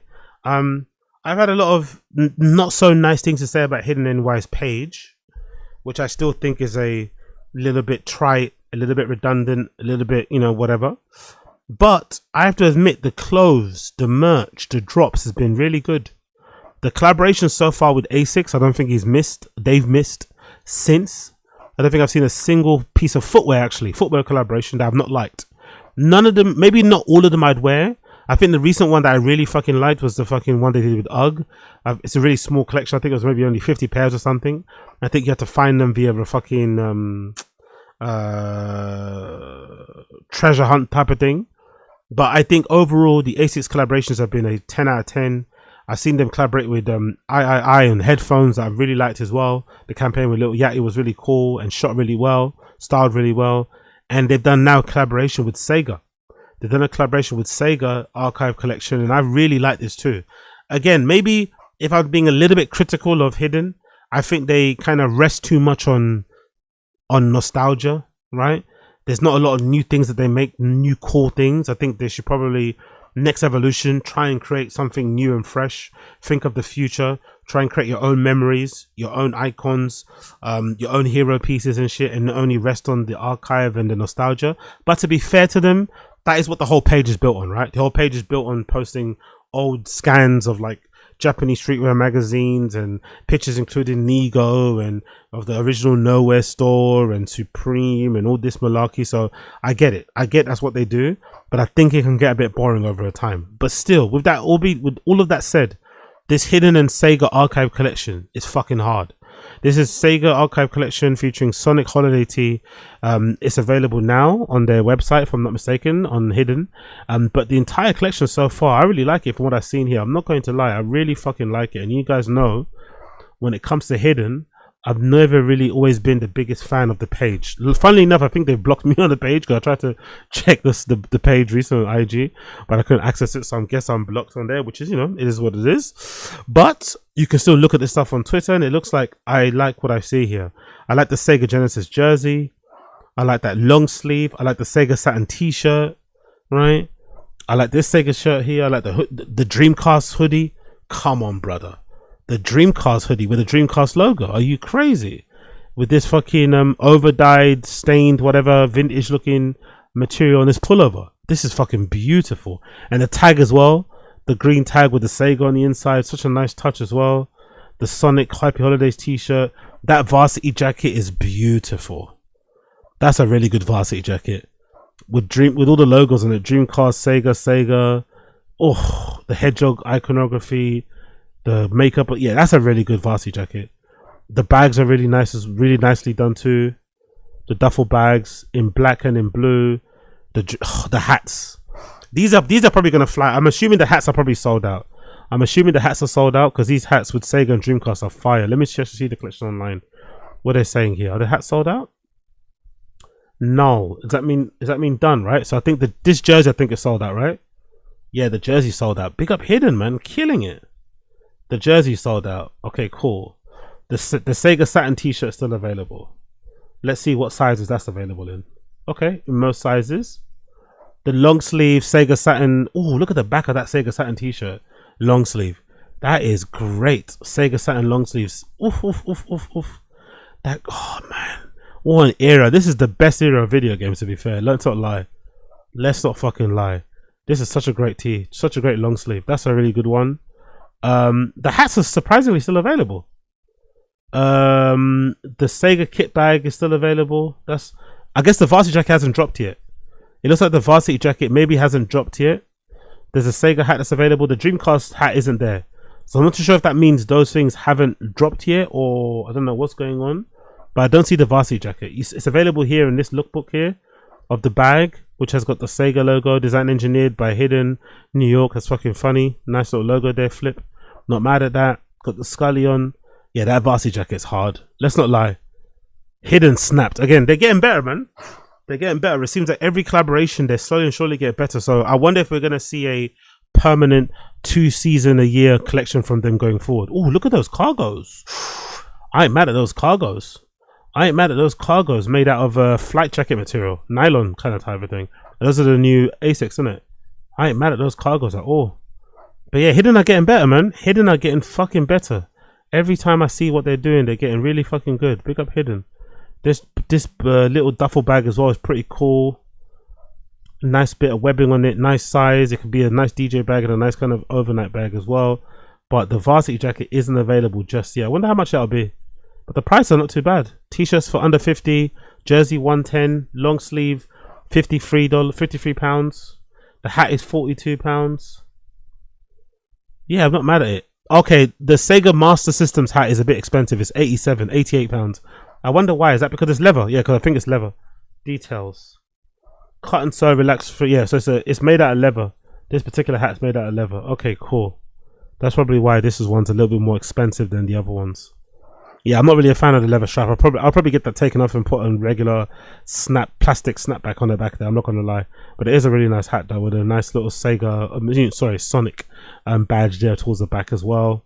The embroidery on the Sonic thing probably isn't the greatest, I'd say, to be a bit nitpicky, but still great little logo on the back. And Sega Masters, yeah, you can't go wrong with that. That's worth it, man. Maybe that was on purpose, but maybe the logo they tried to make it like look that way to make it kind of match the vintage look. But yeah, nice collection. Big up Hidden, man. They're fucking killing it. Big up fucking Hidden. Big up Blood Clot Hidden. Big up Blood Clot Hidden. Moving on. Let's talk a little bit about Pharrell's latest pre-fall collection menswear for Louis Vuitton. I'm still sat here thinking to myself, how the fuck does this guy still have a job? It's really surprising because the stuff is clearly, objectively, without being rude, without being harsh, not very good. And I can't imagine it selling that well.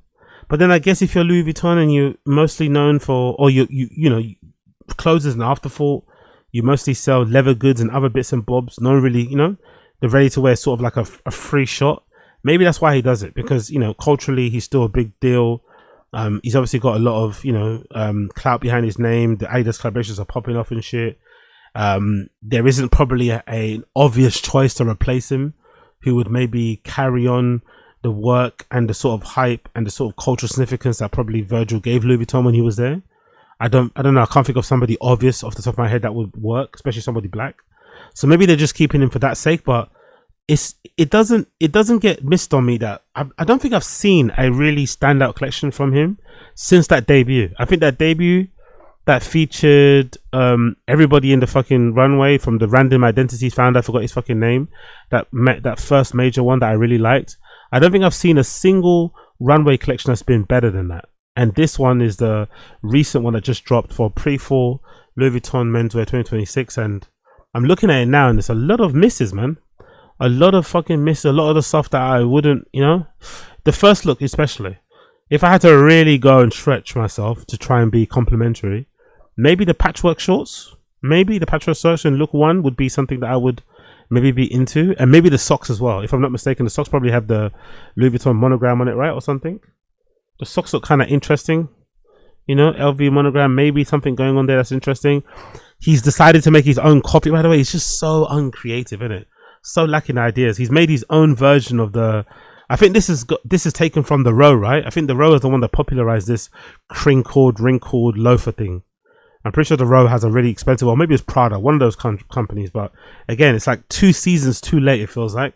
But that's his iteration of the crinkled loafer effect thing. Maybe the bag. Again, the bag I'm not too fussed about. Look 2, I don't give a shit about. 3, no. Look 4, maybe I like because of the jacket. That's sort of like an M65 type style of a jacket. M65s usually don't have zips. They usually just have buttons, if I'm not mistaken. So that's a really cool kind of flip of an M65. And it's got like an LV logo patch on the outside, just above the left pocket on the front, which is not too shabby. And the trousers too look quite nice.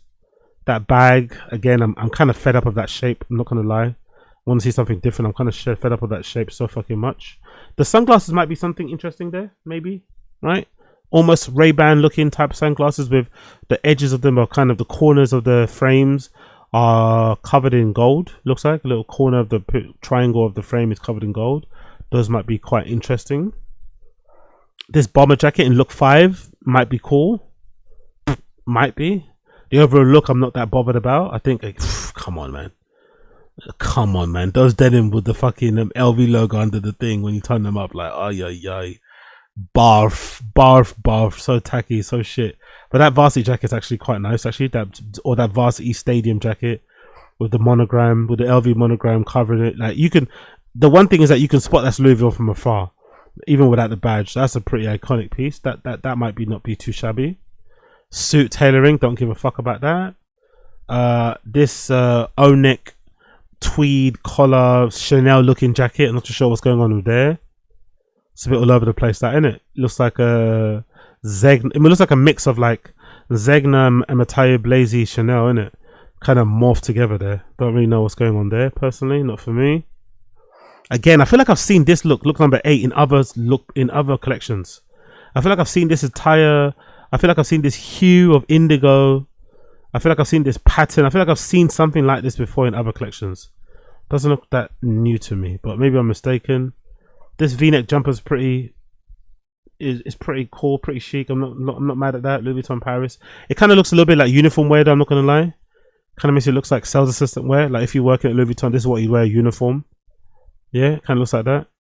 Looks like Louis Vuitton sales assistant uniform. Not gone mad. Oh, this double-breasted jumpsuit. This is very Brian Boy, isn't it? This look is very Brian Boy. I'm not gonna lie. So yeah, not for me. This is very Brian Boy. I think you have to be twink coded to fit into this. I don't think my bum is gonna fit into this fucking long-legged romper. But double-breasted, short-sleeved as well. It's kind of crazy. Jumpsuit, double-breasted with short sleeves. This is a sickness. This. He should be locked up for that shit. I'm not gonna lie. He should be locked up with a belt as well around it. He should be locked up for that. Look number 10. Pharrell should deserve to be arrested right fucking now. That is a crazy look. Look number 11. Again, not that bothered about the anorak or the shorts. Look number 12. I kind of like styling wise. That denim. The denim varsity jacket thing is actually quite cool. The buttons on that are really beautiful. Yeah, I don't really mind that actually. I don't mind look 12. Again, the turn-ups and the jeans, no thank you. Look at how awful those shoes are. Is that good quality control? Why are they shaped like that? Oh, again, they're kind of latching onto the trend. So Louis Vuitton are going to make their own version of the collapsible heel shoes because they're really in trend. Because Prada have theirs, right? The 720 nylon collapsible slipper shoe things. Maison Margiela have theirs. Dries Van Noten have a pair of similar to these as well. Everyone's kind of got their low profile kind of like, collapsible on the heel so you can wear them like slippers. These are probably going to be so expensive, but the shape is awful, isn't it? Like look at the banana toe at the front. I hate this stuff here. I hate like when the toe box lifts up from the ground like that. I want my shoes to be flat, perpendicular to the ground from the sole all the way to the back of the heel. I hate that little banana thing going on at the front. And what's that little leather bag? The little leather tote bag there. Louis Vuitton with the fucking table tennis paddle. No thank you. No thank you. Yeah. Again, they're kind of late with this, by the way. I feel like they're kind of late with this styling with the boxers sticking out sticking out from the trousers. I feel like this has been done to death. There's so many like Shein brands now selling those particular pants that kind of have the boxers all stacked up against each other and shit. I feel like this has been done to death. I think Demna's the one that probably introduced this and it's been rinsed into the ground. I don't mind this white t-shirt though. This crisp white t-shirt with the Louis Vuitton badge on the breast on the outside is actually pretty nice. I like that. That keyhole, that material is lovely. It's almost like a new Bucky and it's been embossed with the LV print logo. That's not too shabby, but again, I'm just bored of that shape. Yeah, so it's kind of tennis inspired, I'm assuming, right? It's sort of tennis inspired theme. Maybe this chore jacket is cool.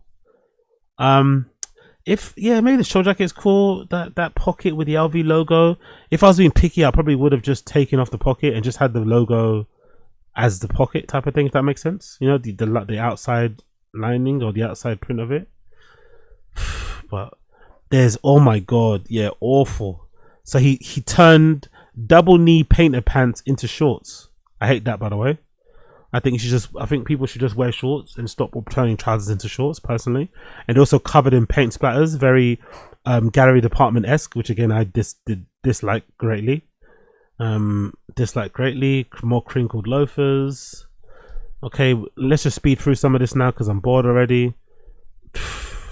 Not a lot of good shit here, innit? This is awful, bro. This looks like, you know what? No offense to the guy. This looks like rude. This looks like rude. No offense to him, but this looks like rude. This is maybe quite nice. Look number 33. I don't mind look number 33. I don't think you need to stick the boxes out on that look though, to be fair. Look number 33 isn't too bad, but this looks like fucking rude. Or maybe even Zara. This doesn't look like, if this didn't have LV logo on it, this wouldn't look that similar to what you see at COS. Just because it's got the LV logo all over, people are going crazy. But yeah, that tracksuit isn't too shabby. Kind of, Demna Balenciaga inspired though, I'm not gonna lie, especially with the loafers. There's a lot of like Balenciaga Demna kind of aesthetics going on here. Very Eastern European looking, this particular look. I'm not gonna lie. Look number 35, I mean. Yeah, this is so boring. So entirely, disruptively, savagely, boringly boring. Yeah, nothing really good here at all, innit? God almighty. Actually amazed, not gonna lie. Let's see what Luke Leach has to say about this. He's usually always sucking off Pharrell. Let's see what he has to say. Pharrell was on the road, but in a briefing with his dev team, the intention for this pre-fall collection was framed as a summer walk through Central Park, a landscape of outfits both worn and observed. The premise yielded a relatively unadorned installment of his LV menswear story, in which the house's luxury quotient